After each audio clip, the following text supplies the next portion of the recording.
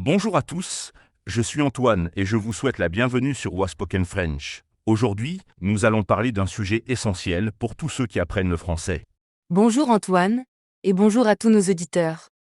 Je suis Gabrielle et effectivement le sujet du jour est vraiment fondamental. Nous allons voir comment se présenter en français. Exactement.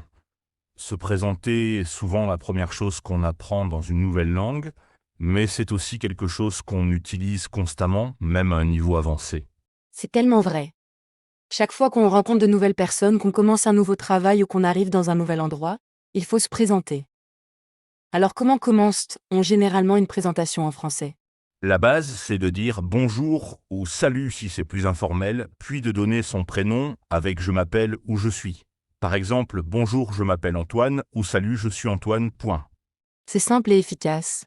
On peut aussi demander le prénom de l'autre personne avec « Et vous, comment vous appelez-vous » dans un contexte formel ou « Et toi, comment tu t'appelles » dans un contexte informel. Absolument. Et après avoir échangé les noms, on continue généralement avec quelques informations de base. Par exemple, on peut mentionner sa nationalité, je suis français ou je viens de France. Oui, et c'est important de savoir que pour les nationalités en français, on utilise généralement un article défini. Je suis français, je suis américain, je suis canadien.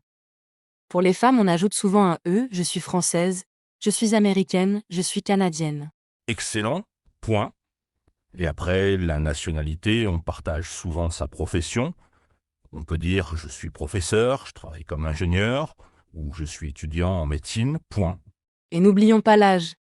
Pour dire son âge en français, on utilise le verbe avoir et non pas être comme en anglais. On dit j'ai 30 ans et non pas je suis 30 ans, point.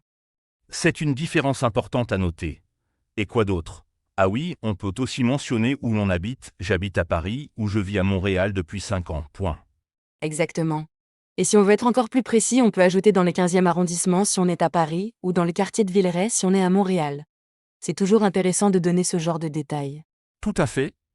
Maintenant, si on jouait un petit jeu de rôle, je vais me présenter comme si je rencontrais quelqu'un pour la première fois dans un contexte formel, puis dans un contexte informel. Les auditeurs pourront entendre la différence. Excellente idée. Je jouerai le rôle de la personne que tu rencontres. Commençons par le contexte formel. Bonjour, je m'appelle Antoine Dubois. Je suis français, originaire de Lyon, mais j'habite à Paris depuis 10 ans. Je suis ingénieur en informatique et je travaille pour une entreprise internationale. Enchanté de faire votre connaissance. Bonjour Monsieur Dubois, je suis Gabriel Martin. Je suis canadien et je suis en France pour affaires. Je suis ravi de vous rencontrer.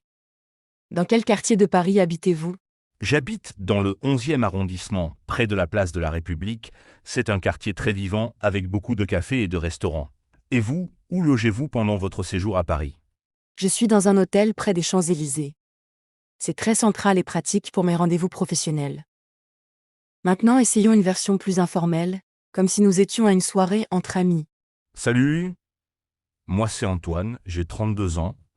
Je suis de Lyon à la base, mais ça fait un moment que je vis à Paris. Je bosse dans l'informatique. Et toi, tu fais quoi dans la vie? Salut Antoine, moi c'est Gabriel, j'ai 29 ans. Je viens de Montréal au Canada. Je suis photographe freelance, je suis à Paris pour un projet. J'adore cette ville. Tu me conseilles quoi comme bar sympa dans le coin? On entend bien la différence, n'est-ce pas?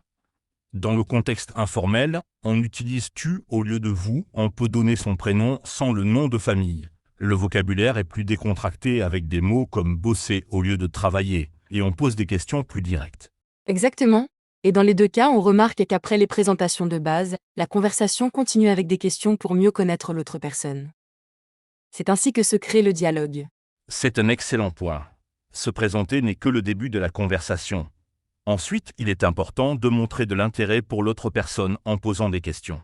Quelles sont les questions typiques qu'on pose quand on rencontre quelqu'un pour la première fois en français? On peut demander qu'est-ce que vous faites dans la vie, ou tu fais quoi comme travail. On peut aussi demander vous êtes d'où ou tu viens d'où. Si la personne n'est pas du pays, on peut demander depuis combien de temps êtes-vous en France, ou ça fait longtemps que tu es à Paris.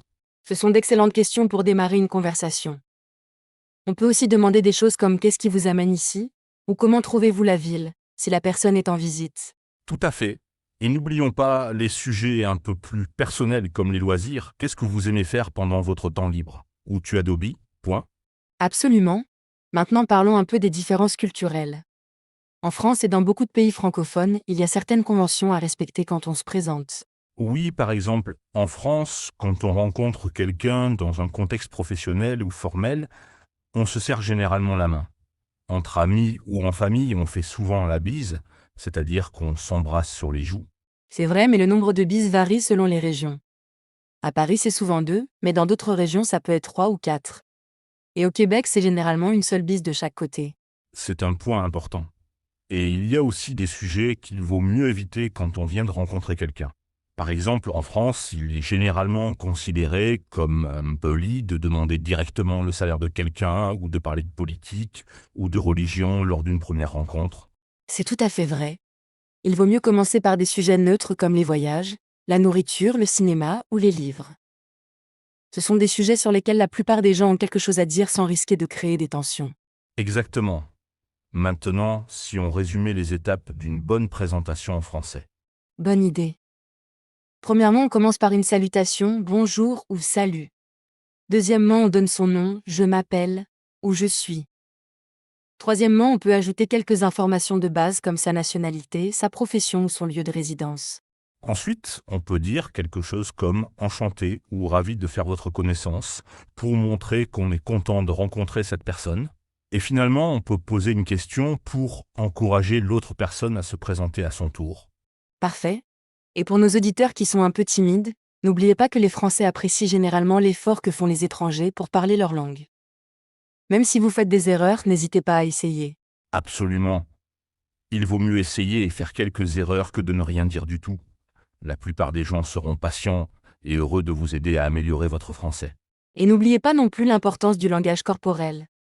En France, le contact visuel est important quand on se présente. Regardez la personne dans les yeux et souriez, cela montre votre intérêt et votre sincérité. C'est un excellent conseil.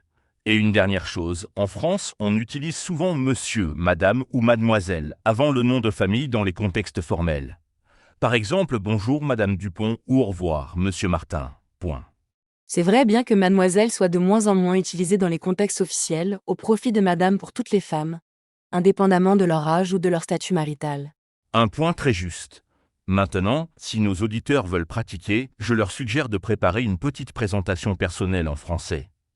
Ils peuvent commencer par quelque chose de simple, puis ajouter progressivement plus de détails à mesure qu'ils gagnent en confiance. Excellente suggestion. Ils peuvent aussi pratiquer devant un miroir ou s'enregistrer pour entendre comment ils sonnent. C'est un excellent moyen d'améliorer sa prononciation et sa fluidité. Absolument. Et pour ceux qui veulent aller plus loin, ils peuvent essayer de se présenter dans différents contextes, professionnels, amicaux, ou même en imaginant qu'ils rencontrent quelqu'un qu'ils admirent beaucoup. Cela les aidera à adapter leur langage selon la situation. Voilà un exercice vraiment utile. Et n'oubliez pas, cher auditeur, que la pratique est la clé. Plus vous vous présentez en français, plus cela deviendra naturel et facile. Tout à fait. Et maintenant, pour conclure notre épisode du jour, pourquoi ne pas résumer les expressions clés que nous avons vues aujourd'hui? Excellente idée. Alors pour se présenter en français, on peut utiliser je m'appelle, je suis, je viens de, j'habite à, j'ai, en, je travaille comme, ou je suis étudiant en. Et pour montrer son plaisir de rencontrer quelqu'un, enchanté, ravi de faire votre connaissance. C'est un plaisir de vous rencontrer dans un contexte formel, ou simplement content de te rencontrer dans un contexte informel. N'oublions pas les questions pour poursuivre la conversation. Et vous, d'où venez-vous? Qu'est-ce que vous faites dans la vie? Depuis combien de temps êtes-vous ici? Ou leurs équivalents informels avec tu. Parfait. Je pense que nos auditeurs ont maintenant toutes les bases pour se présenter avec confiance en français. N'hésitez pas à pratiquer régulièrement et à utiliser ces expressions dans vos conversations. Absolument. Et si vous avez des questions ou si vous souhaitez partager vos expériences de présentation en français, n'hésitez pas à les laisser dans les commentaires ci-dessous. Nous serions ravis de lire vos commentaires et de répondre à vos questions. Merci beaucoup de nous avoir écoutés aujourd'hui sur Was Spoken French. Merci à tous et à bientôt pour un nouvel épisode. Au revoir et bonne chance avec vos présentations en français.